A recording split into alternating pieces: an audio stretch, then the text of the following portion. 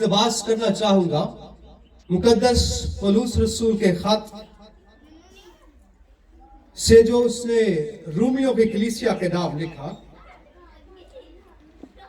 मेरी मरकजी आयात 2 होंगी, पहले बाब की 15वीं और 16वीं। तो भी मैं कोशिश करके जल्दी से 8वीं आयत से पढ़ूंगा और सुवान 17वीं आयत तक 17 तक जाऊंगा। यहां पे लिखा है, अव्वल तो मैं तुम सब के बारे में यीशु मसीह के वसीला से अपने खुदा का शुक्र करता हूं कि तुम्हारे ईमान का तमाम दुनिया में शोहरा हो रहा है। चुनांचे खुदा जिसकी इबादत मैं अपनी रूह से उसके बेटे की खुशखबरी देने में करता हूं, वही मेरा गवाह है कि मैं बिला नागा तुम्हें याद करता हूं और अपनी दुआओं में हमेशा ये दरख्वास्त करता हूं कि अब आखिरकार खुदा की मर्जी से मुझे तुम्हारे पास आने में किसी तरह कामयाबी हो, क्योंकि मैं तुम्हारी मुलाकात का मुश्ताक हूं, ताकि तुमको कोई रूहानी नेमत दूं जिससे तुम मजबूत हो जाओ। गर्ज मैं भी तुम्हारे दरमियान होकर तुम्हारे साथ उस ईमान के बायस तसल्ली पाऊं जो तुम में और मुझ में दोनों में है। और ऐ भाइयों, मैं इससे तुम्हारा नावाकिफ रहना नहीं चाहता कि मैंने बारहा तुम्हारे पास आने का इरादा किया, ताकि जैसा मुझे और गैर कौमों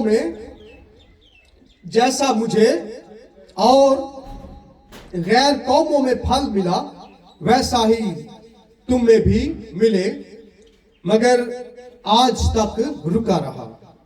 मैं यूनानियों और गैर यूनानियों, दानाओं और नादानों का कर्जदार हूं। बस मैं तुमको भी जो रोमा में हो खुशखबरी सुनाने को हत्तुल मकदूर तैयार हूं, क्योंकि मैं इंजील से शर्माता नहीं, इसलिए कि वो हर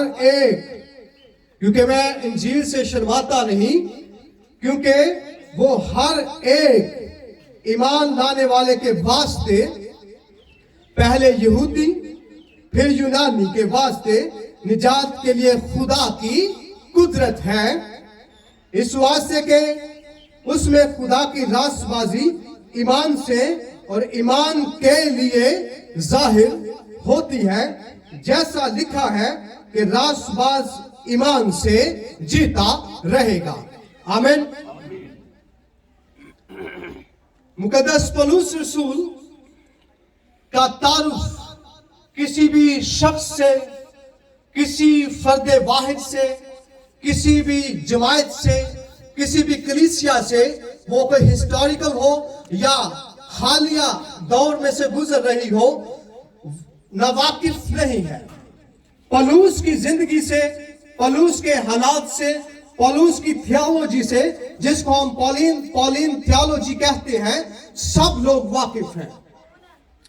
और पौलुस रसूल की वो पत्नी कुर्बानियां, वो पत्नी नजराने, वो अपनी कुव्वतें और कमजोरियां जो उसने सब कुछ अंजील की मुनादी के लिए वक्फ कर दी, खुदावंद मसीह के कदमों में डाल दी, उस वक्त जबकि वो मसीह यीशु से मिला दमिश्क के रास्ता पे, कोई भी शख्स उनसे नावाकिफ नहीं है। पौलुस रसूल को कलीसिया आलम की निगाह में एक ऐसे शख्स के तौर पे जाना जाता है जिसने अंजील का हद दर्जा, इंतहाई और सबसे ज्यादा काम किया।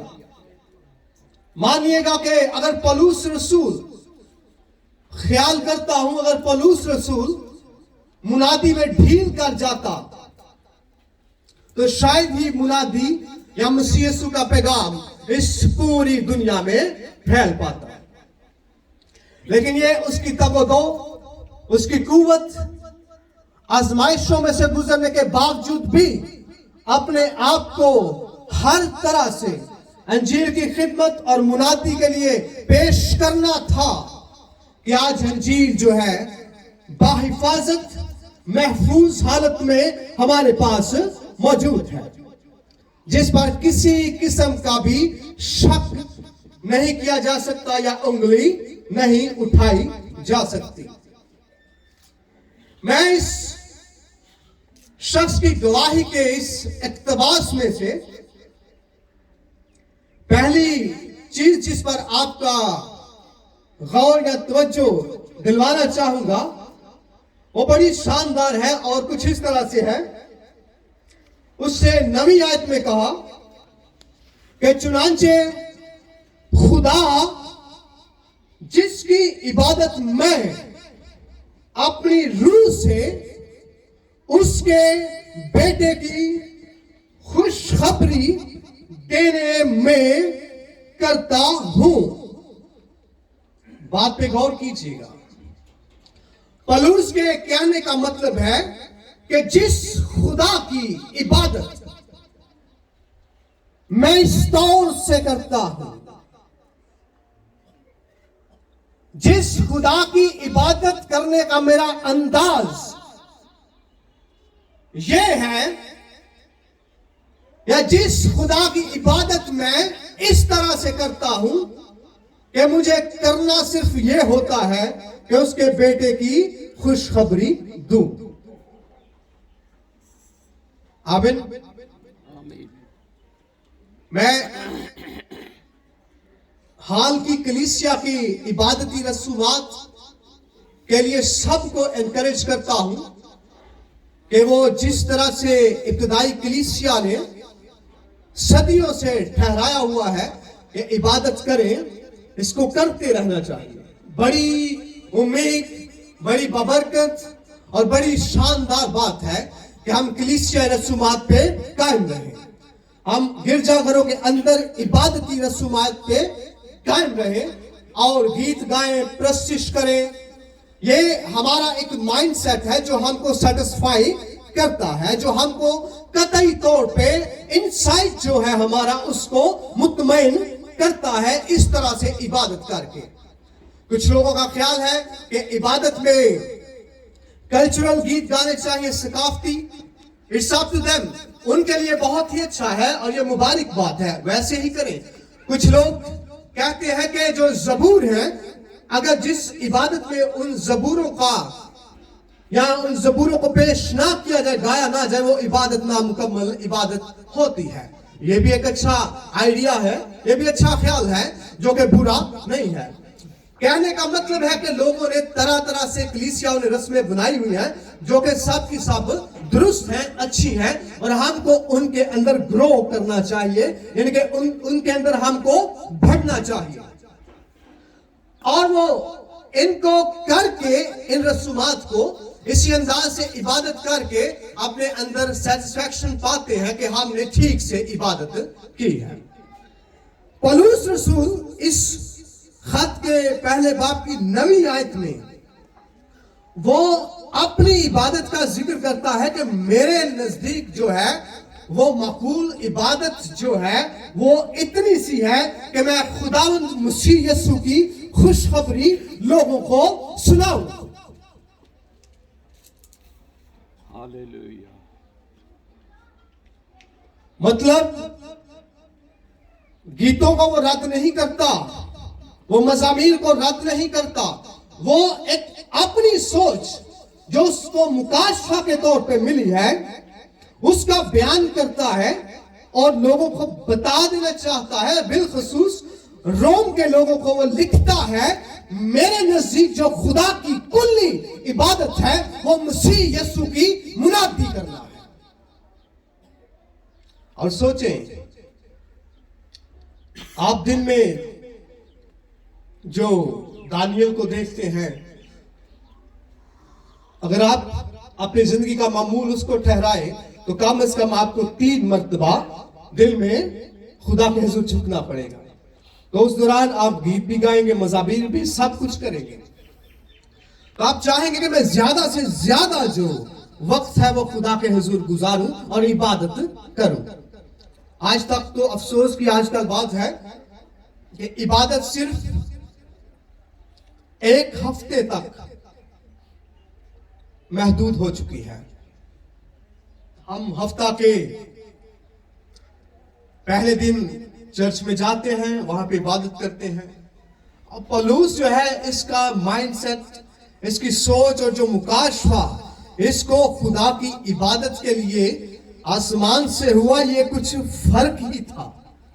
मैंने कहा आपकी कोशिश होती है कि आप ज्यादा से ज्यादा इबादत करें, और अगर पौलुस के नजदीक इबादत यीशु मसीह की मुनादी करना, सलीब का पैगाम देना, खुशखबरी देना, लोगों को गुनाहों से निजात का पैगाम देना, यीशु मसीह का मुर्दों में से तीसरे दिन जी उठना ही बताना थी, तो सोचें पौलुस किस कदर ज्यादा मुनादी करता होगा, क्योंकि उसके नजदीक इबादत ये थी।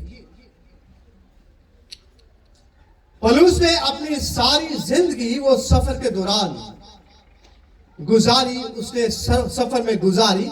अपने बदन में बहुत सी बीमारियों को या कमजोरियों को मैं कहूंगा वो कैरी करता, तो भी बगैर शिकायत किए मसीह की खुशखबरी को वो लिए फिरता था।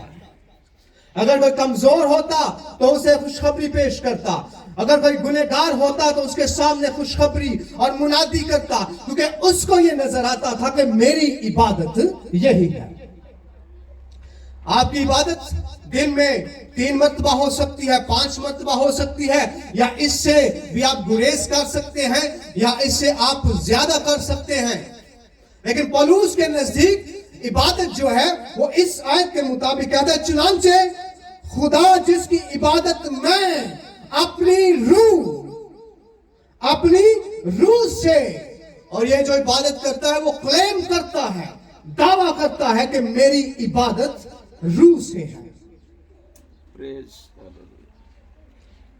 ये सतही इबादत नहीं, और इस इबादत को वो मसीह के नाम की खुशखबरी देना, उसका पैगाम देना, सलीब का पैगाम देना और मुनादी करना ठहराता है। वो कहता है मेरे नजदीक मेरी इबादत, माकूल इबादत जो है वो सिर्फ और सिर्फ अंजील का पैगाम लोगों तक पहुंचाना है। वो फिर चाहे यूनानी हो, चाहे गैर यूनानी हो, दाना या नादान हो, किसी शख्स को मैं नहीं देखता, उसके स्टेटस को, स्टैंडर्ड को नहीं देखता, मुझे फर्क नहीं पड़ता। मुझे उसकी मुनादी करनी है और लोगों को मसीह के बारे में बताना है। और ये इब्तिदाई जो कलीसियाई दौर था, ये जो पहली सदी है, इसके अंदर बेशक रसूलों ने, बाइबल मुकद्दस के अहदे जदीद के मुसन्निफीन ने अपनी अपनी लिखाई का काम और खिदमत को मुकम्मल कर लिया था। और ख्याल यह भी पेश किया जाता है एक कि 70 ईस्वी से पहले सारी जो किताबें हैं नए अहदनामे की, ये लिख ली गई थी। लेकिन इसके बावजूद भी उनके जहन में यह था, वो यही सोचते थे कि हमें जिस कदर ज्यादा हो मुनादी करनी है, क्योंकि एक उनके अंदर सोच जो है पैदा हो चुकी थी कि यीशु ने कहा कि मैं जल्द आने वाला हूं। तो उनको ये था कि यीशु मसीह शायद हमारी हयात के दौरान ही, शायद हमारे इस जमीन पर कूच करने से पहले ही वापस आ जाए, और इससे पहले कि वो इस जमीन पे आए और हम जिंदा हों और हमें वो इस तौर से पाए कि हमने मुनादी की ही नहीं और हमें वो नापसंद करे। उन्होंने सोचा कि हम जितना हो सके, जितनी दूर तक हो सके, मसीह की मुनादी कर सके। पतरस कलीसियाई काम को लेकर बैठ गया, जो कि बहुत ही उत्तम सोच और विजन थी, और पौलुस मसीह यीशु की मुनादी को, उसके पैगाम को अपने दिल पे लिए हुए पूरी दुनिया में फिरता रहा। ये तो पौलुस था जिसने दमिश्क की राह पे यीशु मसीह को एक ही बार देखा और उसको देखते ही वो सीधा अरब को चला गया और वहां पे तीन साल वो मुनादी करता रहा और उसके बाद वो उनके पास आए जो उसको सिखा सकते थे, यानी कि पतरस के पास। उसके अंदर मुनादी, मसीह का पैगाम, मसीह यीशु के वसीला से निजात, गुनाहों से मुआफी का पैगाम सबसे ज्यादा और खास पैगाम था। और इस कदर ज्यादा खास कि इसने इसको कहा कि ये मेरी इबादत है। आमीन। और सोचे कि ये अंजील के पैगाम को मुनादी के तौर पे फैला रहा था, और क्यों कर फैला रहा था? क्योंकि ये वाहिद वो शख्स है जिसकी हमें टीचिंग से अंदाजा होता है, एक मुकाम पे ये दावा करता है कि अगर तुम शरीयत के एतबार से भी मुझे देखना चाहो, आजमाना चाहो, तो मैं पूरा हूं। आमीन। ये शरीयत का उस्ताद और रब्बी से बढ़कर ये फरीसी था। गालबन फरीसी, गालबन कह रहा हूं, 30 साल की उम्र तक मदरसा की जिंदगी से शुरू करके, तालीम से शुरू करके 30 साल की उम्र तक ये तालीम पाते थे और फिर जाके एक फरीसी तैयार होता था। दुनिया में सबसे ज्यादा एजुकेटेड जो कौम है वो ज्यूइश है। और इन्होंने ये रुझान कहां से पकड़ा? बाइबल के यहूदियों से। आमीन। शरीयत से सीखते थे ये बाइबल को। ये ऐसे ही उस्ताद नहीं बन जाते थे, और जब ये किसी को कुछ सिखाते थे तो उसमें कोई शक नहीं होता था। तो पौलुस इसी किस्म का उस्ताद और फरीसी हुआ, और ये अपने कामों में पूरा था। शरीयत पे ये पूरा शरीयत पे ये अमल करता था। और उसके बाद जब ये दमिश्क के राह पे यीशु को देखता है, यीशु इस पे जाहिर होता है, तो मानो इसने जब यीशु के उस जलाल को देखा, ये नहीं जानता था कि वो यीशु है। जब गिर गया और उस जलाल को, उस कुदरत को, उस इख्तियार को देख के जब ये गिरा, तो इसके मुंह से जो पहले अल्फाज निकले, जो जुमला निकला, वो क्या था? क्या खुदावंद तू